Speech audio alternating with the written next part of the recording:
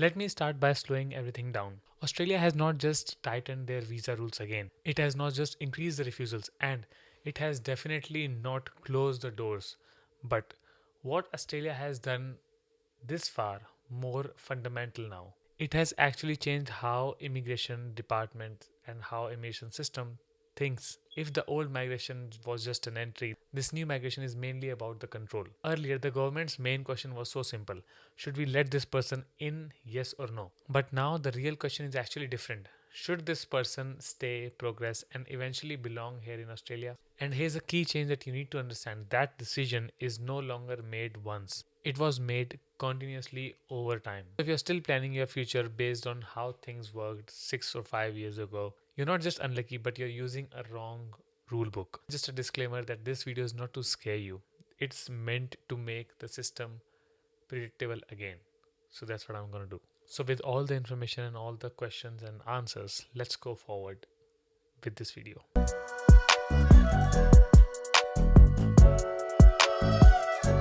Hey guys, hello and welcome back to another video. This is your CapsLock and today we are back with another video. Today, this video is mainly about this new migration or migration 2.0 in Australia that's going to be happening. But before starting this video, I want you to subscribe to this channel if you're thinking to come to Australia, because you need all the information and I have all the information for you in this channel on different playlists on different sections, so you can go and watch them. And just to tell you, I have two more channels. One is for the vlogs, for my personal life, if you want to see what I do usually, and there's one more channel which is mainly for podcast on different topics, questions, entrepreneurship, businesses, and other extra things like courses, universities for now. But it's going to be growing up and up because I want to explore everything about Australia at least. Well, you never know, it might go to a different nation, but for now it's mainly Australia. Anyway, you can go and subscribe these channels. But coming back, let's talk about mainly this new core idea of migration 2.0. So this is first heartbreak from migration, the old migration. So I would say pay attention here properly. Migration 2.0 is built on one core idea: predict behavior before it becomes a problem. That's what the immigration department and Australian government is thinking against a person who's not going to be following the basic rules. How? Earlier systems waited for something to go wrong, then they reacted. That's what it used to happen always. Now the system asks upfront that what usually happens after someone behaves like this particular pattern. So instead of focusing only on eligibility on entry, the new migration focuses on patterns, probabilities, and consistency of a person in different sections like accounts, funds, academics over time. And this is why you're suddenly having these words in the market like risk-based processing, integrity measures, compliance focus, provider performance, employer-led pathways. So this is not emotional, this is not political, this is administrative logic that immigration department is applying on the people. The system is no longer asking are you eligible on paper, but it is asking are you predictable in real life. It might seem confusing to you, but I will try to explain you everything properly. So if you don't understand any particular point, put the comment in the comment section and I will try to explain you, maybe there or in the DM section or my Instagram. Links are in description. Anyway, so next section is student visas under this new migration reset. What's gonna look like? This section is where most students misunderstand what's actually happening. Under migration this 2.0 or the reset migration, the student visa is no longer treated as a flexible entry visa. How? It is treated as something else entirely. It is treated as a monitored education contract. How? Let me explain what actually means. So first, the national intake cap. So Australia has placed a national planning cap of 295,000 international students. Everyone knows about it. If you don't know, please watch my other videos. You won't see a banner saying cap reached. You won't see an email coming or warning you. Instead, the cap works there quietly though. Processing speed, priority settings, and queue management. These are the things that they would be having in their systems that you won't know. If you apply at the wrong time or through the wrong provider, you don't get rejected loudly.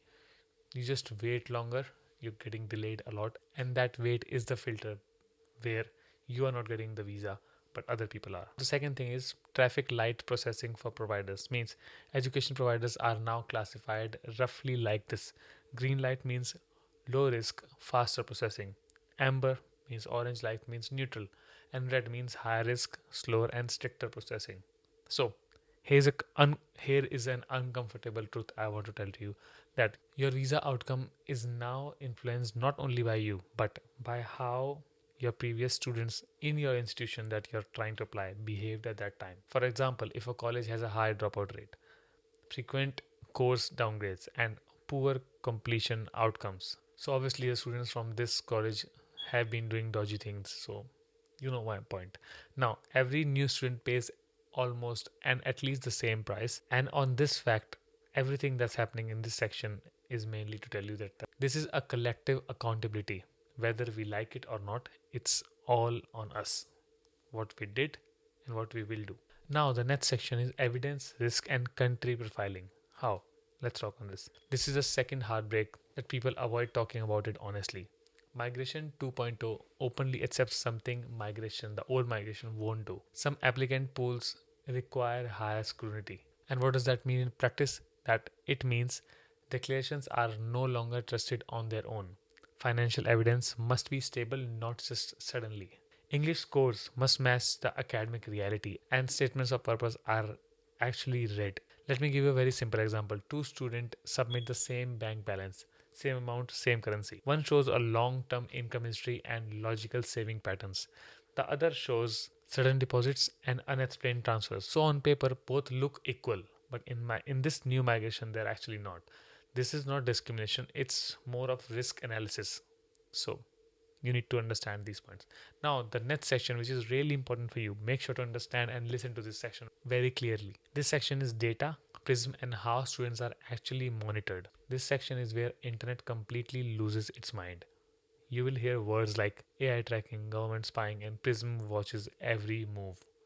What's this PRISM? Let me cut you through the noise and explain what PRISM reality is, what data is actually being used, and how this new migration research interprets the data. No drama, just the facts. First, what this PRISM actually is. So PRISM stands for Provider Registration and International Student Management System. It's not new, it's been there for years. But PRISM is basically a shared database used by education providers, Home Ministry, which is obviously the Department of Home Affairs, and the Department of Education as well in Australia. Its original purpose was simple: to manage confirmation of enrollments, also called COEs. When a college issues a COE or if a university issues a COE, the information is lodged in this PRISM's data, like this PRISM database. When you cancel, defer, or suspend or complete a course, then this update actually goes to the PRISM. It does not punish students, it's just a data source, it's not a judge. So here comes the question, that what's actually changed in this PRISM in this new migration reset. Here's an important part. What changed is how PRISM data is being used now. So not just the system itself. Earlier PRISM data was mostly reactive. Something happened first and the system gets updated. Under migration, this new migration 2.0, the data is now being used proactively. How? That means the system started looking at particular patterns, not just single events, not just what did this student do once, but what actually happens after students do this. This is actually a really massive shift in the data management system, which is going to be hunting dodgy student down. What kind of data is actually visible? So let's talk on this. Let me be very clear about it. PRISM does not track your WhatsApp messages, your phone location, and your personal conversations. That's nonsense. If someone says that, it's a nonsense. Don't think about it, don't listen about it. Well, what PRISM and linked systems do record is course start date and end dates, course changes, provider changes, and employment status, deferrals, suspensions, and completion and non-completion of a course as well. These are the things PRISM understands and do record. But here's a key point. Migration 2.0 does not look at this particular data in isolation. It looks at sequence, timing, frequency. Now, let me give you a clear real world example. Listen it carefully.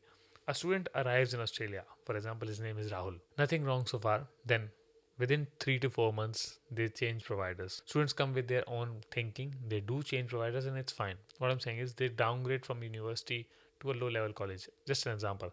Shortly after, they move cities. The attendance starts dropping out. And later, they apply for another visa. The point is, each of these actions are technically legal, Each of these actions are technically allowed, but together they make a behavioral pattern, which means migration 2.0, this new migration, is designed to notice these patterns, not just punish your choices. The system doesn't say that student is particularly bad. It says that students who behave like this often are some of them who do not complete their study and the course. So often they end up on bridging visas and sometimes repeated applications. So that's it. It's just like you need to understand it's more of data driven things, no emotion, no acquisitions. It's just the probability how the system is going to be working to hunt these people down. Now, just another question in this, that people say in this Department of Home Affairs AI is involved.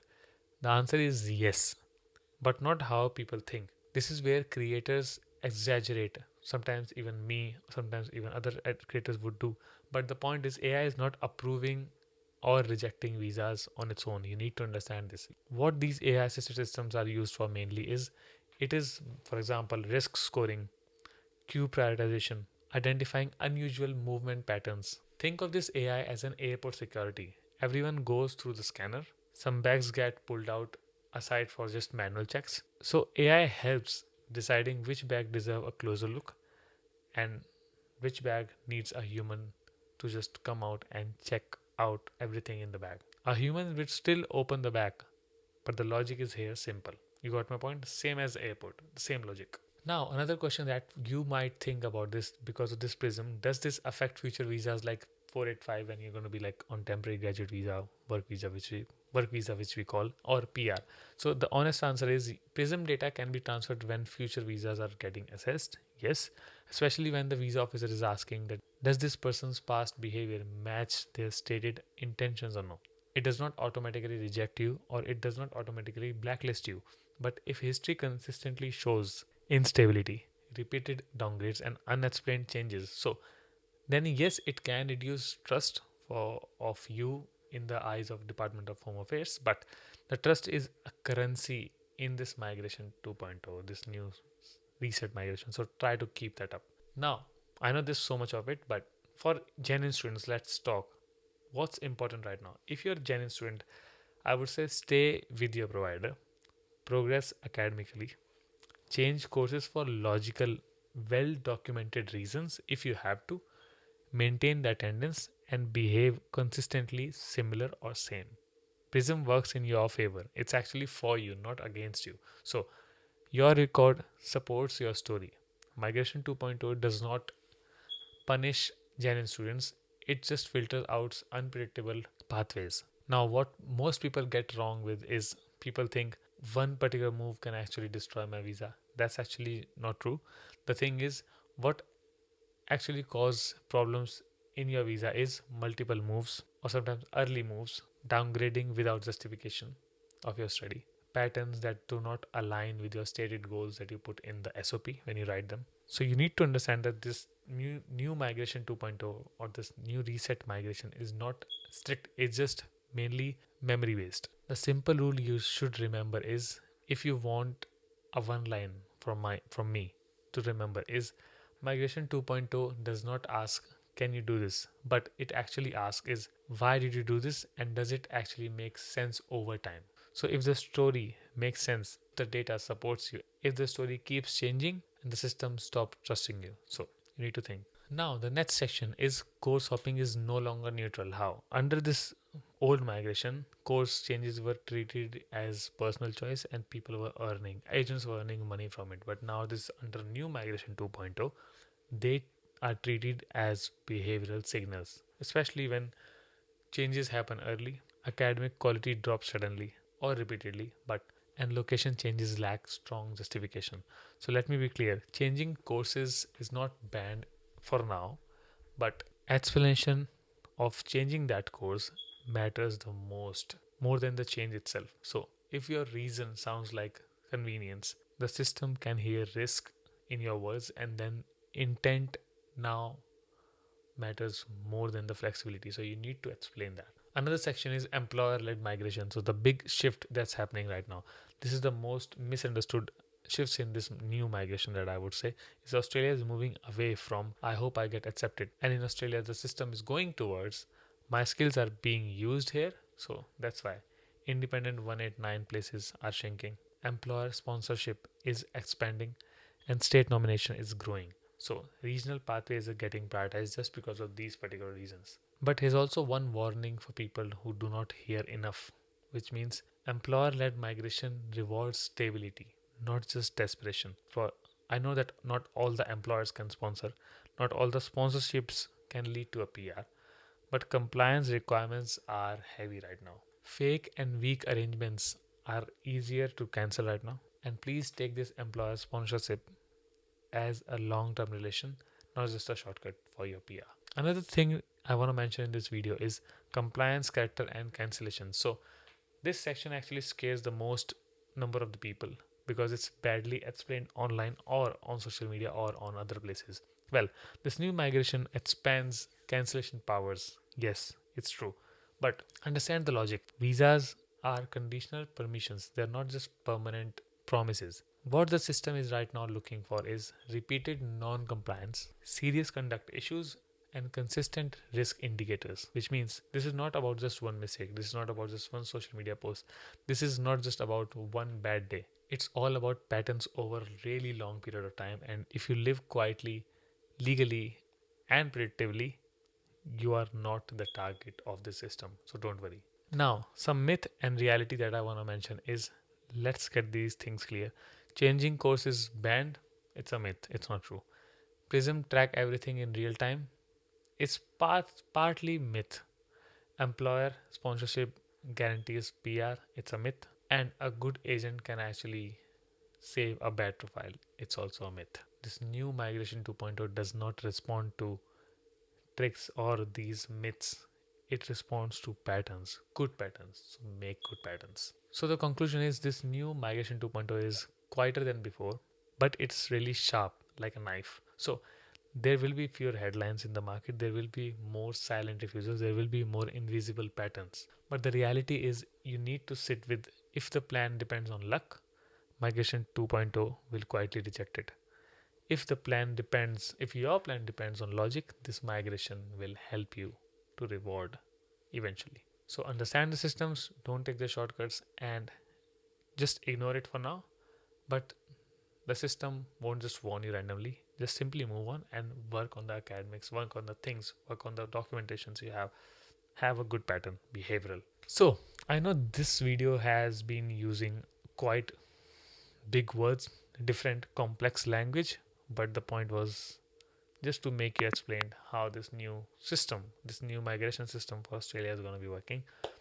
If you didn't understand anything particularly, leave your comment in the comment section and I will try to reply to you.